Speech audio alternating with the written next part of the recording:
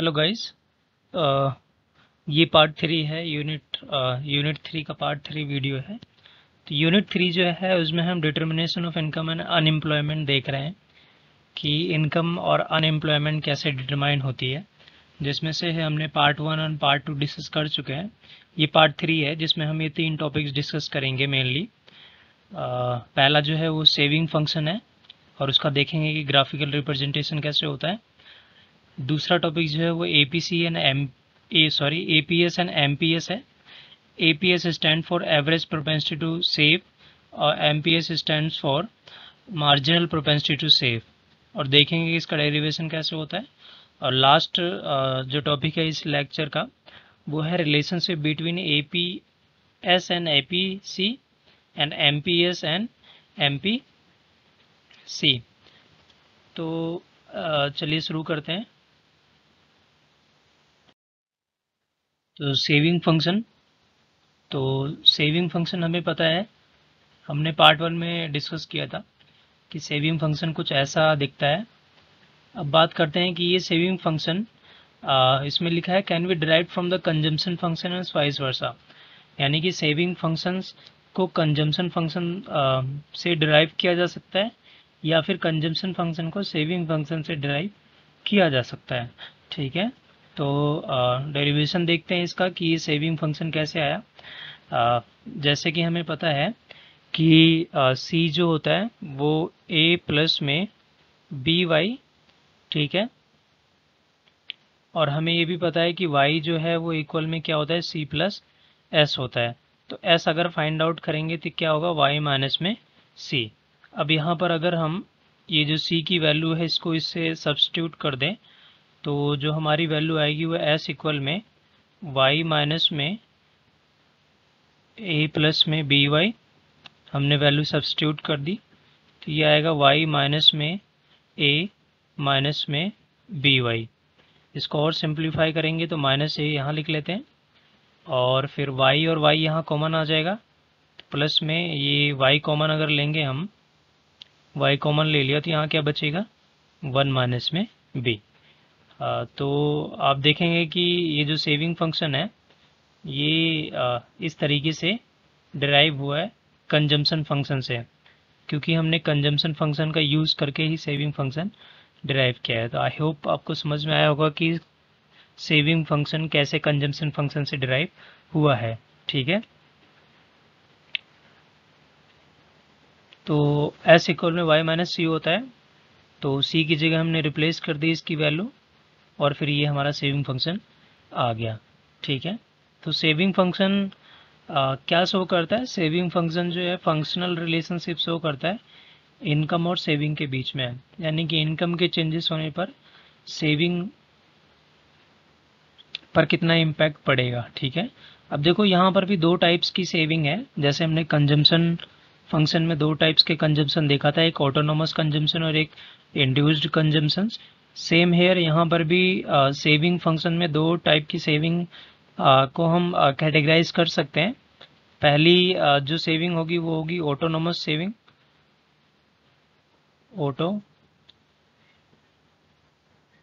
Autonomous saving वह saving होती है जो इंडिपेंडेंट ऑफ इनकम होती है। तो यहाँ जो माइनस ए है यही ऑटोनोमस सेविंग है।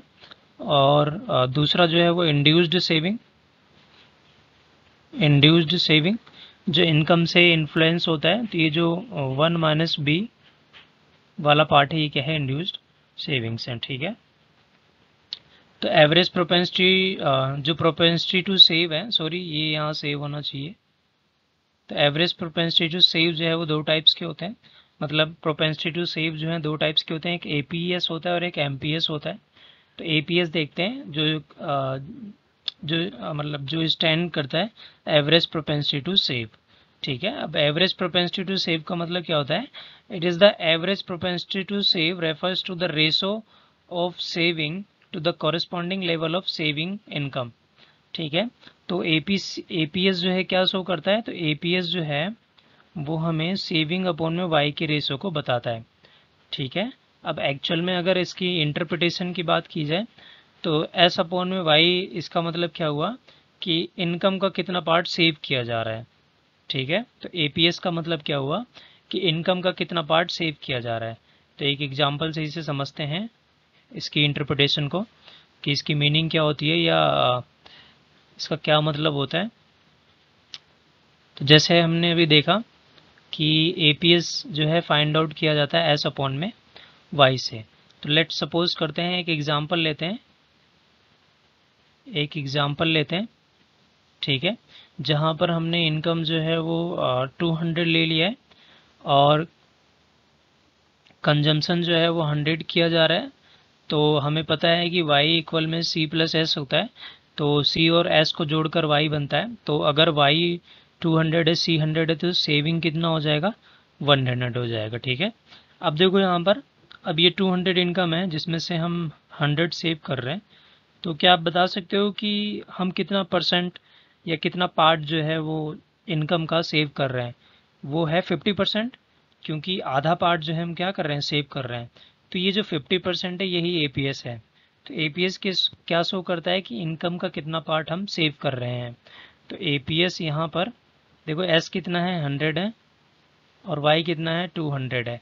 अगर इसको परसेंटेज में निकालना है तो इंटू 100 कर सकते हो, वरना आप अगर इंटू 100 नहीं करते हो क्योंकि फॉर्मूले में गिवन नहीं है, तो इसकी जो वैल्यू आएगी वो क्या आएगी, 0.5, यानी कि आधा। और आधा का मतलब क्या होता है, 50%। तो एपीएस का मतलब होता है कि how much amount is saved out of the total income. ठीक है, कितना अमाउंट सेव किया जा रहा है। So APS value can be negative. अब एपीएस की वैल्यू नेगेटिव भी हो सकती है।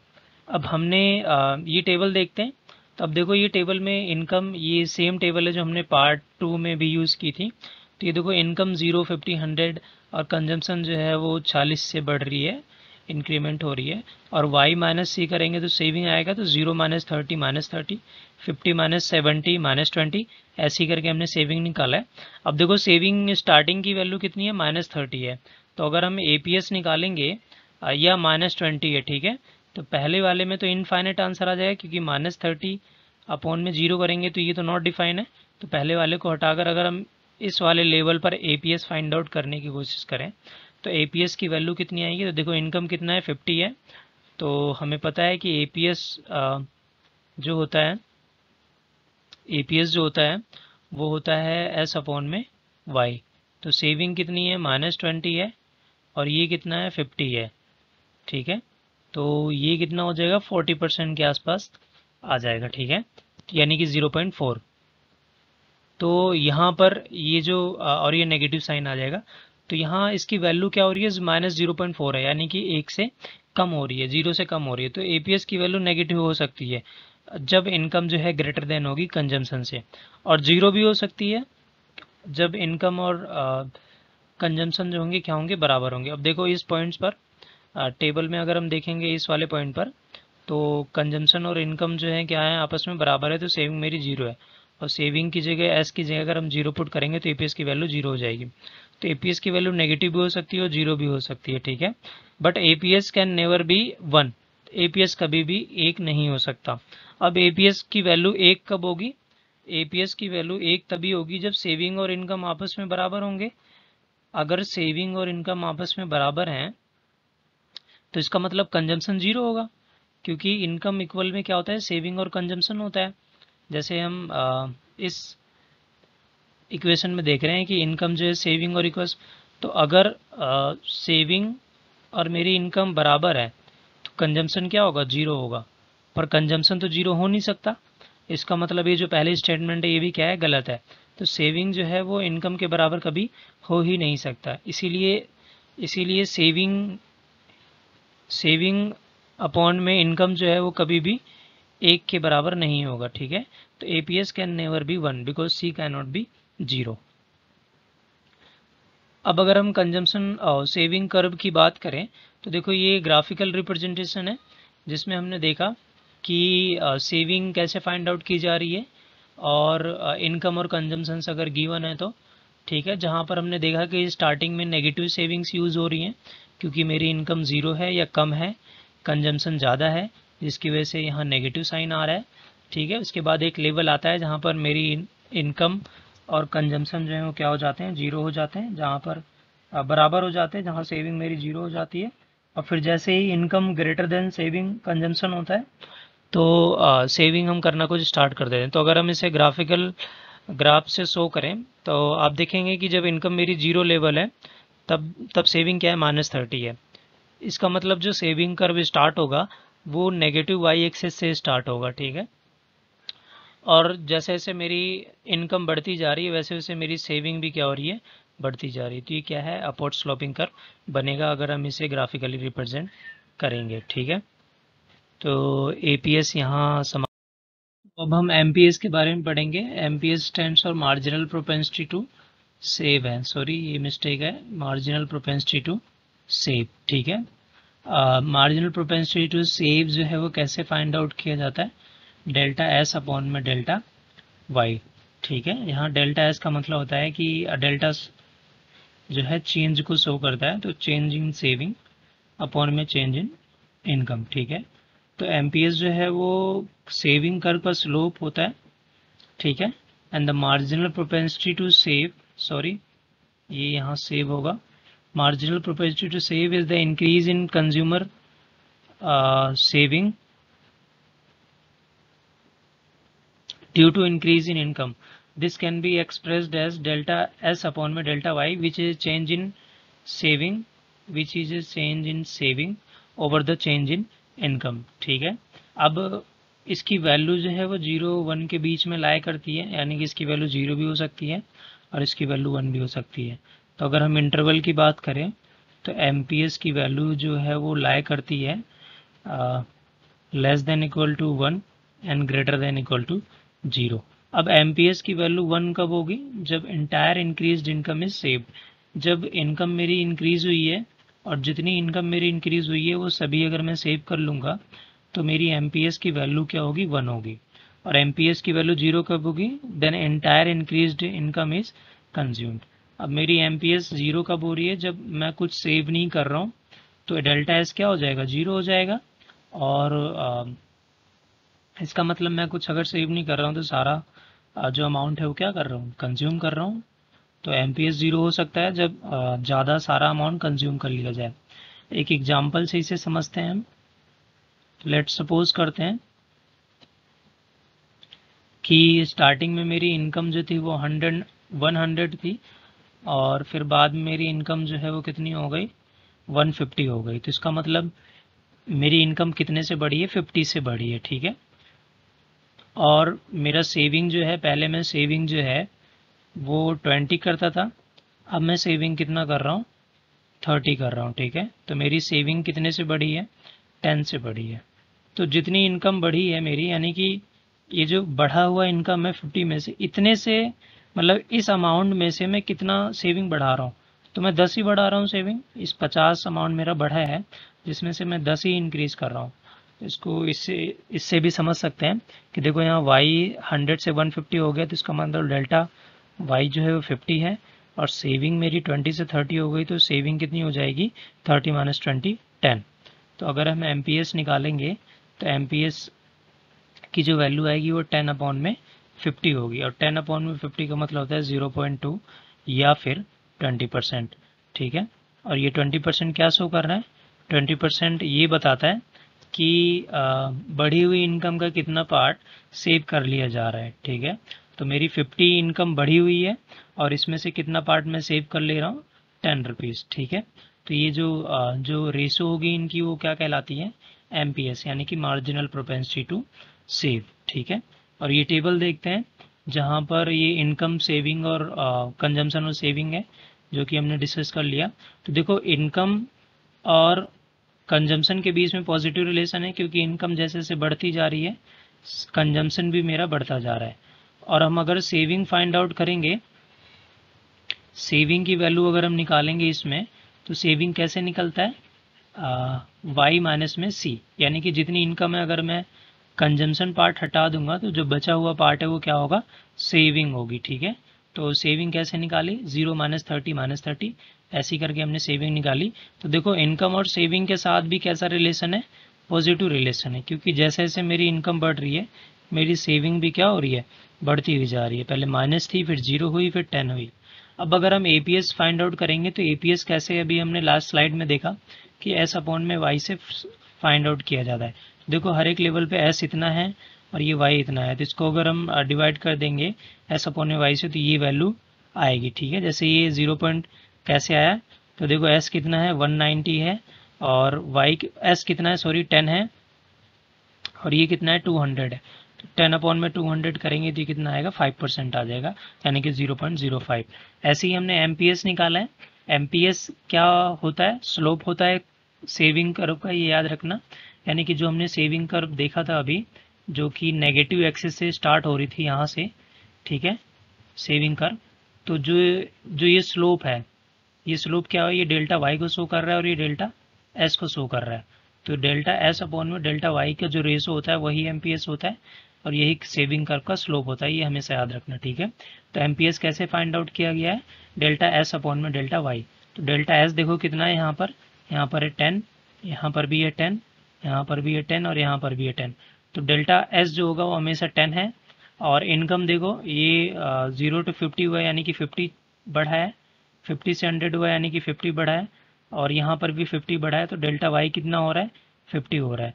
तो ये है मेरी एमपीएस की वैल्यू, कितनी आएगी अगर हम इसे कैलकुलेट करेंगे 0.2, इसका मतलब 20%। इसका मतलब बढ़ी हुई इनकम का 20% पार्ट इकोनॉमी में सेव कर लिया जा रहा है। ठीक है, आई होप ये समझ में आया होगा एमपीएस क्या होता है। ठीक है, नेक्स्ट स्लाइड पे चलते हैं। अब देखते हैं एपीएस और एपीसी और एमपीएस और एमपीसी में रिलेशनशिप क्या होती है। तो पहले हम देखते हैं रिलेशनशिप बिटवीन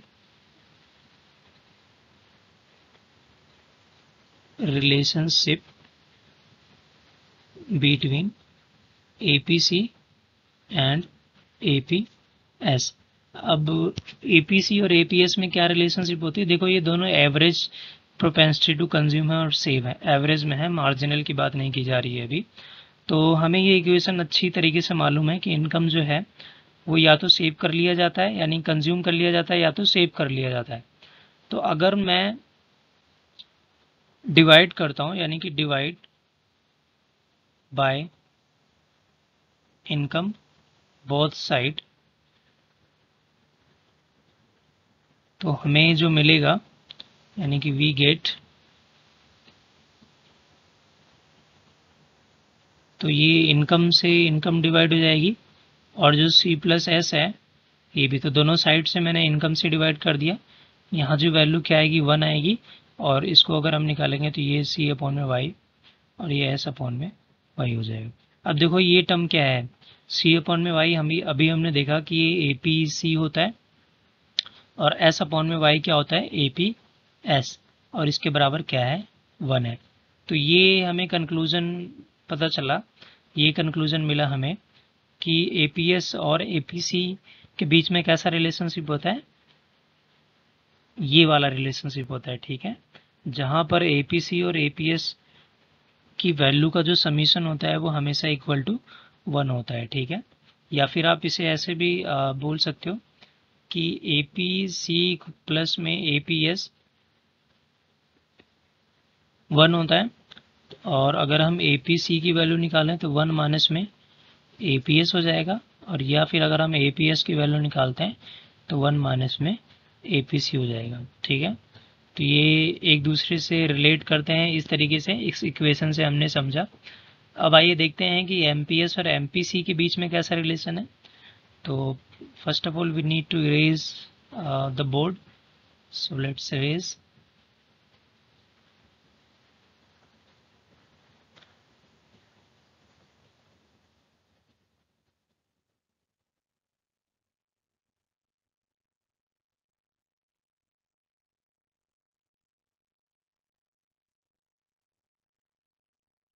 ठीक है, तो इसमें हम एमपीसी और एपीएस के बीच में रिलेशनशिप देखेंगे कि इनके बीच में कैसा रिलेशनशिप है। तो हमें पता है कि y इक्वल में सी प्लस एस होता है।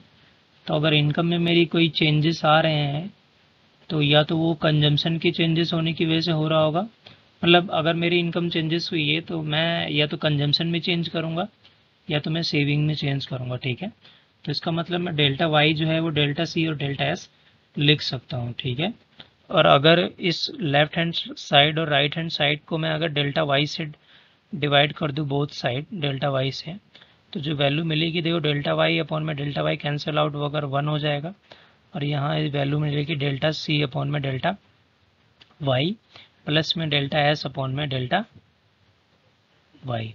ठीक है, अभी हमने देखा कि एम पी सी की वैल्यू जो होती है डेल्टा सी अपॉन में डेल्टा वाई होती है, और एम पी एस जो लास्ट स्लाइड में हमने देखा था कि डेल्टा एस अपॉन में डेल्टा वाई होता है।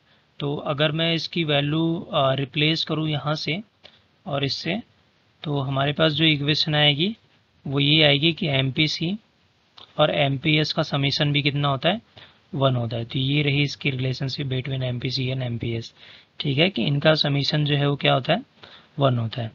तो यहाँ पर हमने दो चीज़ें पढ़ी, एक हमने ए पी सी और ए पी एस के बीच में रिलेशनशिप देखा, जो कि हमने देखा कि ये इनका जो समीशन होता है वो 1 के बराबर होता है। और दूसरा हमने देखा कि एम पी सी और एम पी एस के समीशन भी क्या होते हैं, 1 होते हैं, क्योंकि इनकी वैल्यू ज़्यादातर 1 के बीच में ही लाई करती है, इसीलिए दोनों वैल्यू का जो समीशन होगा वो 1 से कभी ज़्यादा नहीं होता। ठीक है, तो हमने देखा कि ए पी सी और ए पी एस की वैल्यू 1 के बराबर होती है, similarly M P C plus में एम पी एस की वैल्यू 1 के बराबर होती है। ये इक्वेशन जो बनी है डिराइव की है हमने, जो एम पी सी और ए पी सी और इनके बीच में रिलेशन को शो कर रहे हैं, ये बहुत ज़्यादा रेलेवेंट है, न्यूमेरिकल सॉल्व करने के लिए बहुत ज़्यादा इम्पॉर्टेंट है। ठीक है, तो इस वीडियो में हमने सेविंग फंक्शन के बारे में पढ़ा। सेविंग फंक्शन में हमने ए पी एस पढ़ा, एम पी एस पढ़ा, और इनके बीच में रिलेशनशिप क्या होती है ये हमने देखा। ठीक है, तो ये वीडियो यहीं ख़त्म करते हैं। आई होप आपको समझ में आया होगा। तो थैंक यू।